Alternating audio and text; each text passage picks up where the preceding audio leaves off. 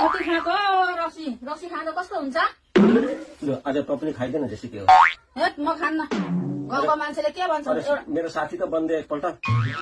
गाउँको मान्छेले के भन्छ एउटा आइमीले रक्सी खायो भनेर बदनाम हुँदैन गाउँको मान्छेको कुरा छोड्न केही पनि हुँदैन गाउँको मान्छेको कुरा छोड त अलिकति खाइदे त लु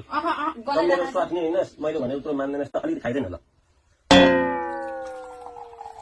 ल धेर खानु हुँदैन हामी मान्छे भएर सहनु सक्दैन अलिकति खाइदे ल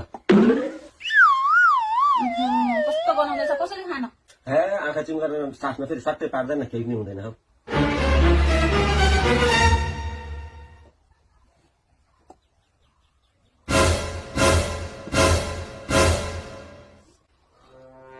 खाइ त कस्तो लाग्यो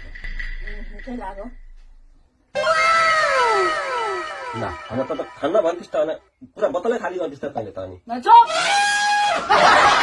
म यो घरको नोकरी नि हो भात पनि मै पका भाँडा पनि मै धुओ कपडा पनि मै धुओ के म घरको नोकरी नि हो है, चुप लाग्यो।